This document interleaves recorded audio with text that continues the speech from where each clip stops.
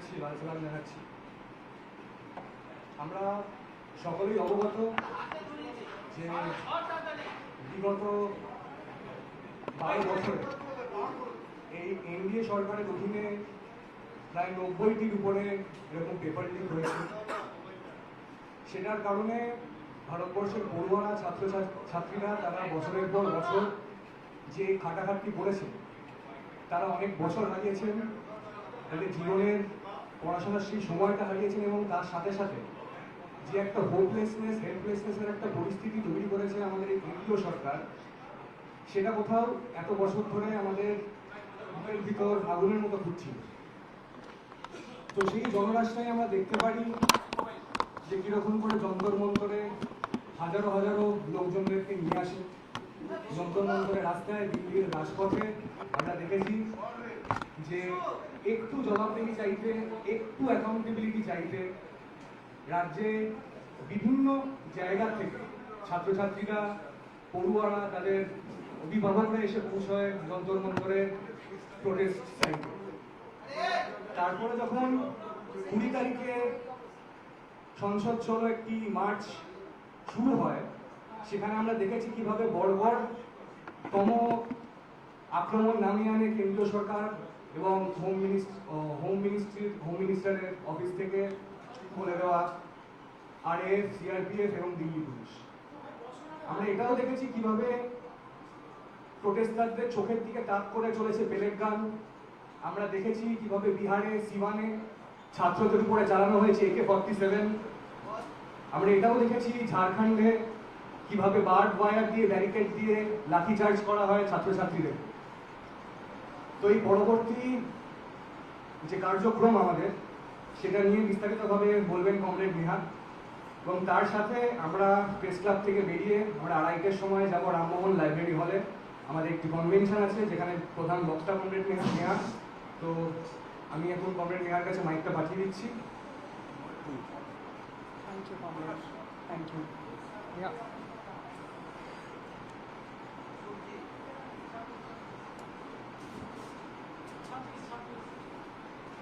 Hello, आप सबका बहुत शुक्रिया। आई एम सॉरी, मैं बांग्ला नहीं बोलती हूँ, काश मैं बोलती तो बेहतर होता।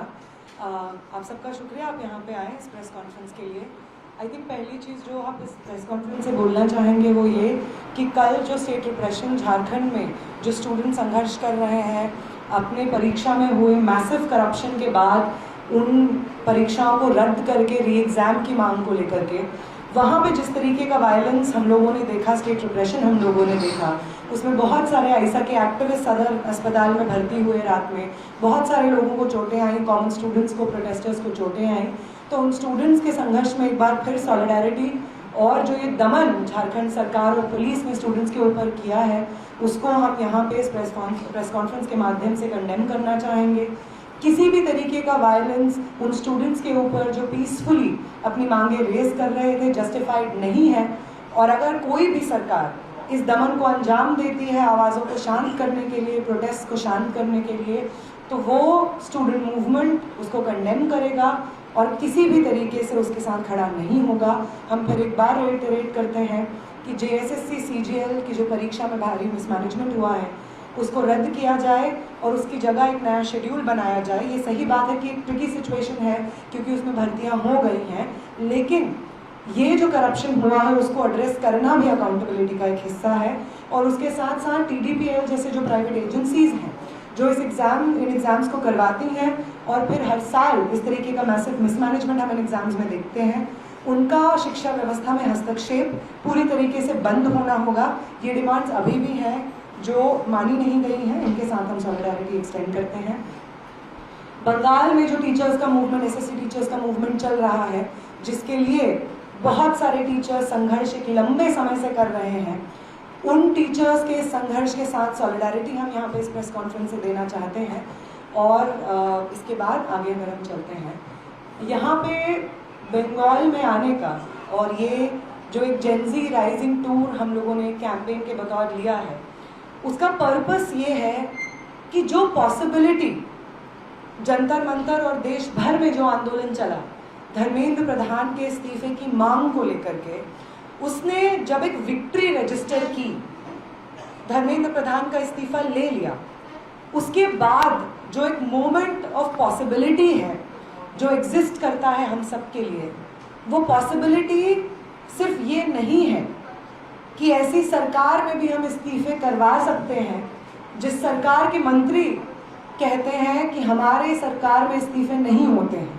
सिर्फ ये एक पॉसिबिलिटी नहीं है कि इलेक्टेड रिप्रेजेंटेटिव्स को डेमोक्रेटिक मूवमेंट्स अकाउंटेबल होल्ड कर सकते हैं, बल्कि ये भी एक पॉसिबिलिटी है कि जो परिभाषाएं इस देश में रची गई हैं, पिछले 1 दशक से ज़्यादा का समय हो गया है, उसमें जो डेमोक्रेटिक इंस्टीट्यूशंस को वन आफ्टर द अदर ढाया गया है, चाहे वो जुडिशरी हो, मीडिया हो, इलेक्टोरल प्रोसेस हो, इनफैक्ट उसको जो एक करके एक के बाद एक ढाया गया है, उन तमाम इंस्टीट्यूशंस को वापस दुरुस्त करने की जो लड़ाई है, उन लड़ाइयों को लड़ा जा सकता है और एक विक्ट्री इस देश के मास मूवमेंट्स रजिस्टर कर सकते हैं। उम्मीद वापस इस देश में जिंदा हो सकती है। इस चीज का एक एग्जाम्पल था। और इस मोमेंट ऑफ पॉसिबिलिटी में इस देश के वो यंग लोग जिनका कमिंग ऑफ एज हुआ है, ना सिर्फ उम्र के और समय के लिहाज से, बल्कि पॉलिटिकल कमिंग ऑफ एज हुआ है, जिसके तहत पिछले कुछ सालों में जो चीज़ें हमें पॉसिबल लगती थी और जो चीज़ें करने से हमें डर लगता था, जो लेबल्स, चाहे वो एंटी नेशनल का लेबल हो, पाकिस्तानी का लेबल हो, जो किसी भी पीसफुल प्रोटेस्टर पे लगा दिया जाता था और कोई उसको क्वेश्चन नहीं करता था, उन तमाम लेबल्स को इस मूवमेंट ने रीथिंक करने का एक साहस स्टूडेंट मूवमेंट्स को दिया है। वो साहस कि वो डिवीजन जो 1 दशक से बार बार इस देश को सिखाया जा रहा है, जाति, धर्म, जेंडर, रिलीजन, लैंग्वेज, इन तमाम बेसिस पे, उन डिविजन्स को अनलर्न करते हुए, एक दूसरे के साथ सॉलिडारिटी में खड़े रहते हुए, अपने शिक्षा, अपने रोजगार, पब्लिक इंफ्रास्ट्रक्चर को मजबूत करने के मुद्दों को एक साथ लड़ा जा सकता है और जीता जा सकता है। ये एक पॉसिबिलिटी इस मूवमेंट के बाद खड़ी हुई है। और ये मूवमेंट सिर्फ जंतर मंतर का एक मूवमेंट नहीं था, ये मूवमेंट देश भर में इस देश के स्टूडेंट्स ने और यंग लोगों ने लड़ा है।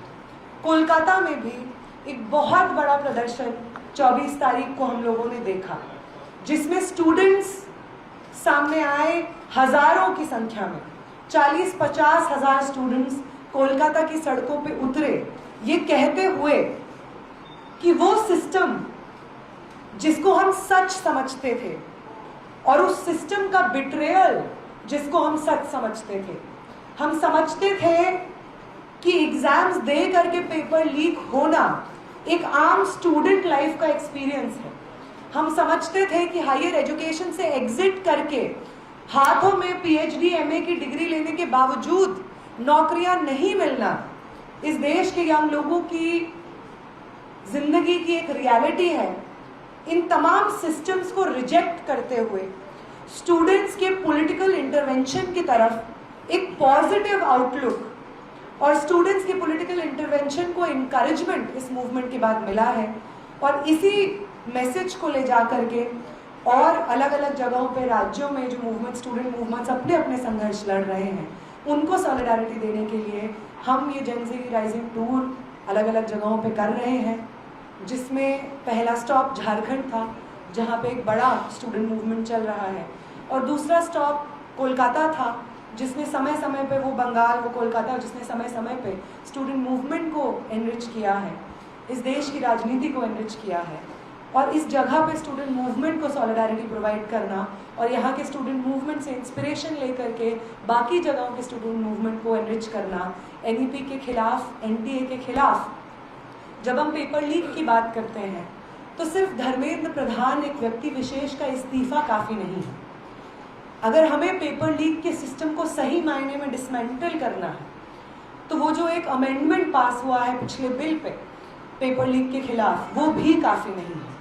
ज़रूरत है कि एनटीए जैसे इंस्टीट्यूशंस, प्राइवेट एजेंसीज जो कि रिस्पॉन्सिबिलिटी जिनको दे दी जाती है इस तरीके के सेंट्रलाइज्ड एग्जामिनेशंस करवाने की, और वो हर साल अपने मिसमैनेजमेंट और पेपर लीक से एग्जाम्पल्स प्रेजेंट करते हैं कि क्या नहीं करना होता है, उन एजेंसीज का एजुकेशनल सेटअप में हस्तक्षेप पूरी तरीके से रद्द किया जाए।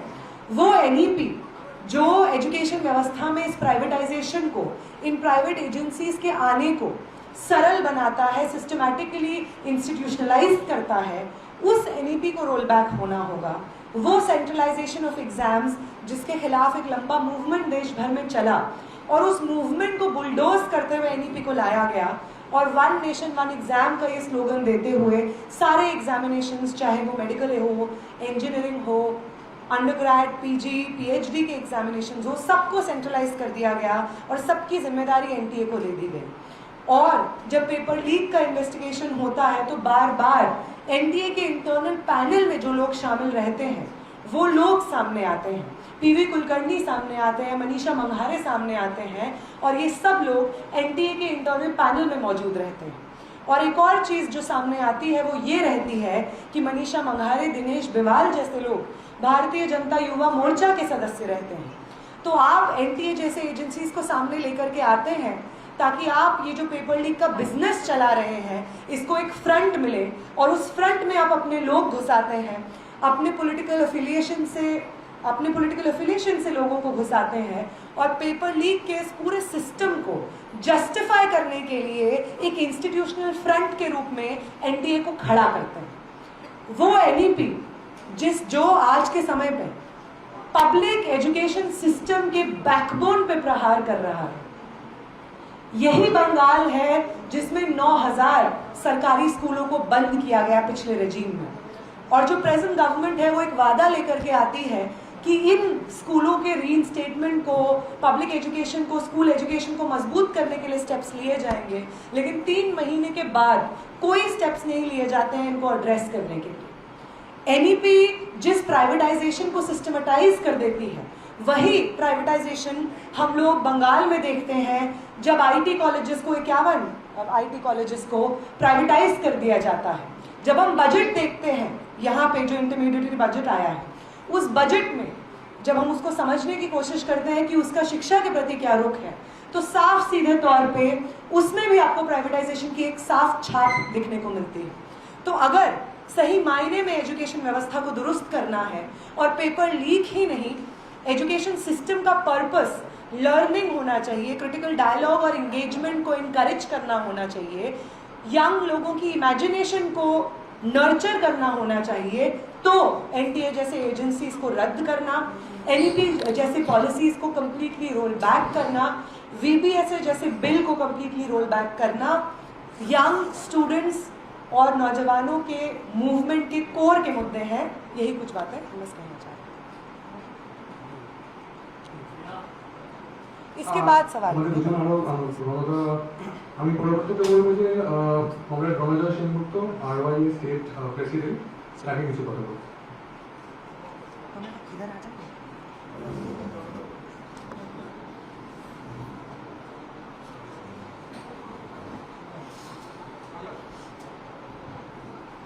সমস্ত সাংবাদিক বন্ধুদের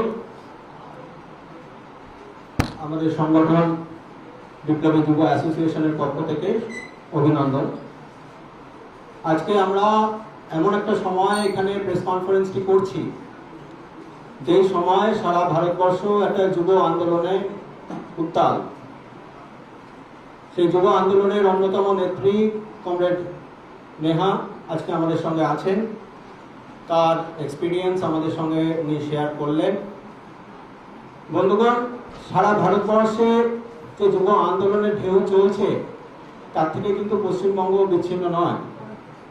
পশ্চিমবঙ্গে অবভিয়াসলি একটা রেজিম চেঞ্জ হয়েছে, সেখানে ছাত্র যুবদের ক্ষোভ ছিল, সেই ক্ষোভের জায়গা থেকে হয়তো একটা রেজিম চেঞ্জ হয়েছে, কিন্তু ছাত্র যুবদের যে কারণে হয়তো রেজিম চেঞ্জটার পক্ষে, যেটা খুব একটা কাঙ্ক্ষিত ছিল না হয়তো কিন্তু করেছে, কিন্তু সেটার কিন্তু কোনো রকম ভাবে কোনো ফয়সালা হয়নি। আমরা যদি ধরে রাখি এসএসসির ক্ষেত্রে আমরা দেখেছি যে বিগত সরকারের আমলের বেশ কিছু দুর্নীতির কারণে সেই এসএসসি বাতিল হয়েছিল এবং বিচার বিভাগের ব্যাপারটাও আমরা দেখেছি। সেখানে বিচার বিভাগ কোনো রকম ভাবে সিবিআই এর রিপোর্ট থাকা সত্ত্বেও যোগ্য অযোগ্য সেগ্রিগেট না করে যারা যোগ্য ক্যান্ডিডেট তাদেরকে শুদ্ধ সবাইকে বাতিল করেছিল। তখন শুভেন্দু অধিকারী তখন তিনি বলেছিলেন যে আমাদের ভোট দাও, তাহলে 1 মাসের মধ্যে আমরা গোটাটাকে রিজলভ করে দেব। আর আমরা কি দেখছি আজকে, কালকে যে নোটিফিকেশন জারি হয়েছে তাতে গোটা প্রক্রিয়াটাই আজকে হল্টেড হয়ে গেছে। গোটা প্রক্রিয়াটাই আসলে যেখানেই হোক সারা ভারতবর্ষে কোথাও বিজেপি যদিও 2014 সালে ক্ষমতায় আসার সময় বলেছিল কোটি কোটি নাকি চাকরি হবে, প্রতি বছর 2 কোটি করে চাকরি দেবে, কিন্তু আজকে সারা ভারতবর্ষে কোথাও সেই জিনিসটা হয়নি। আজকে পশ্চিমবঙ্গেও সেই জিনিসটা হবে না। বন্ধুগণ, আজকে এটা সারা ভারতবর্ষের যুব সমাজ আজকে বুঝে গেছে।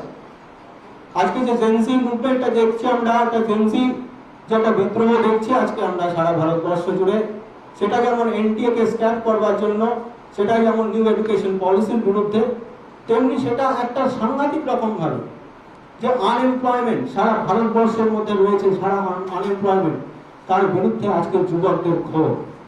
আজকে সারা ভারতবর্ষের যুবক আজকে, এবং বিজেপি যেই জায়গাগুলোতে তাদের হার্টল্যান্ড মনে করে, উত্তরপ্রদেশ বলুন, বিহার বলুন, আজকে ভুবনেশ্বর বলুন, সমস্ত জায়গায় আজকে বিছাড়া যুব মিছিল আজকে আমরা দেখতে পাচ্ছি রাস্তায় নেমেছে। তার কারণ হচ্ছে আনএমপ্লয়মেন্ট, সরকারের কাছে সম্পূর্ণভাবে বিফল। আজকে এখানেও যে সরকারটি এসছে, তখন আমরা দেখছি যে শিক্ষকরা যখন আগের সরকারের আমলে তারা লাঠি খেয়েছিল, তারা ভেবেছিল সরকার পরিবর্তন হবে, আবার তাদের রিক্রুটমেন্ট হবে। রিক্রুটমেন্টের জন্য তারা যখন আবার আন্দোলন করতে যাচ্ছে, আমরা 2 দিন আগে দেখলাম তাদেরকে ধর্মতলা থেকে তাদেরকে কিভাবে অ্যারেস্ট করা হয়। বন্ধুগণ, আমরা সেই জায়গা থেকে বলতে চাইছি যে সারা ভারতবর্ষে যে যুব মুভমেন্ট চলছে, তার সঙ্গে আমাদের যে সংগঠন আরওয়াইএ সেটা রয়েছে, এবং তারা এই যুব মুভমেন্টটাকে এগিয়ে নিয়ে যাওয়ার জন্য চলছে। আজকে মোদী ভয় পেয়ে গেছে, আজকে অমিত শাহ ভয় পেয়ে গেছে। আজকে ধর্মেন্দ্র প্রধান, যে সরকার সবসময় বলে এসছে আমাদের এখানে কোনো রকম রেজিগনেশন হয় না, তারা আজকে বাধ্য হচ্ছে রেজিগনেশন করাতে। ধর্মেন্দ্র প্রধান তারা আজকে রেজিগনেশন করাতে বাধ্য হচ্ছে। এটাই হচ্ছে যুব আন্দোলনের জোর, এটাই হচ্ছে জেনজি আন্দোলনের স্পিরিট। তো এই স্পিরিটের জায়গা থেকে, এই জোরের জায়গা থেকে আজকে প্রত্যেকটা সরকারকে অ্যাকাউন্টেবল হতে হবে। তোমরা যে কথাগুলো ভুলে, যুবকদের ভুলিয়ে তোমরা ভোটটা পাচ্ছ, তোমরা অ্যাকাউন্টেবল সেই যুবকদের কাছে, যে তোমরা ক্ষমতায় আসার পরে সেই কাজগুলো করবে। শুভেন্দু অধিকারী বলেছেন যে তারা নাকি 4 কোটি চাকরি দেবেন।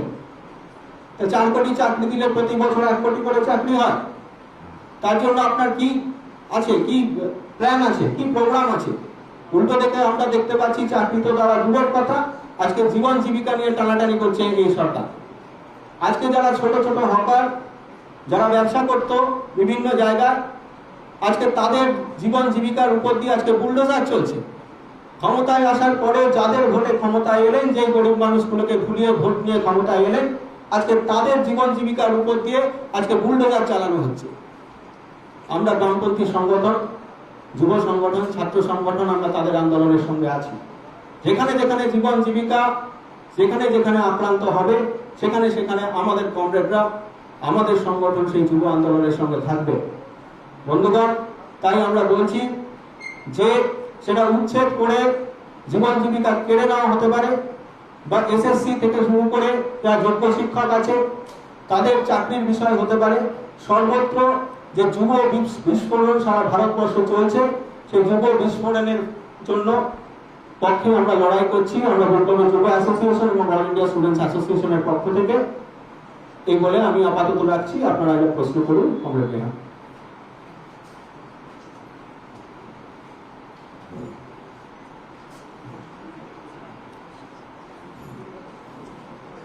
তো প্রশ্নগুলো এক এক করে আপনারা শুরু করুন।